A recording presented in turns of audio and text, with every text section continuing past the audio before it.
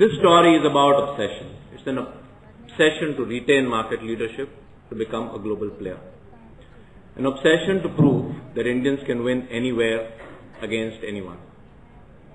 This story actually began in 1997 and I joined in the story sometime in the year 2000, so I wasn't actually part of the story when it began.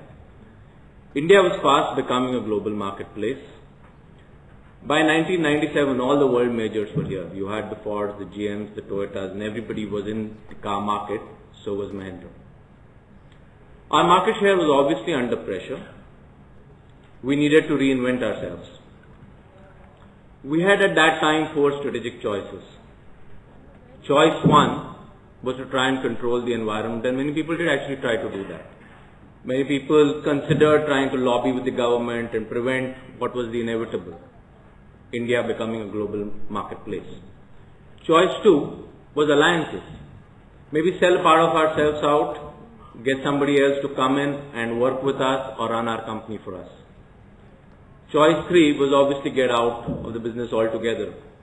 A lot of people say that the automobile business is not for the weak need. It is a business which needs a lot of money, needs global scale and so on and so forth. So this was definitely one of the possibilities. We had a 4th choice as well. The choice was fight to win. We chose to be David in this fight with Goliath. And we chose to be David because we were still dominating the Indian market at the time the story started. So we were David in a manner of speaking in spite of being a dominant player in the market. We decided to fight on and take on the challenge of fighting the best in the world. We had a vision. Our vision was to continue dominating the utility vehicle market, of which we had a 50% share, and to become a global player. When you described initially the basic concept of what the third wave is, I wondered whether he was setting me up, given the fact that the disquiet he refers to is increasingly something we also sort of face from our more, let's say, evolved, enlightened leaderships and so on and so forth.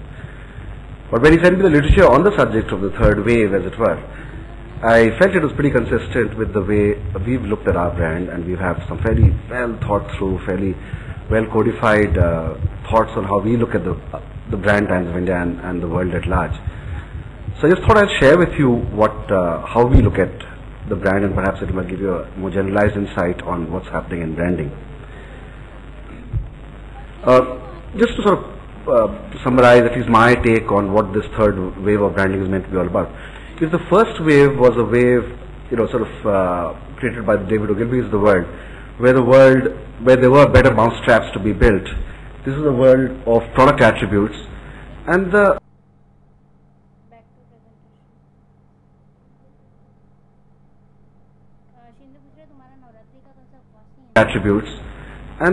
way brands work really is providing features that work for the individual. Features that work for me is broadly the way brand communication, brand marketing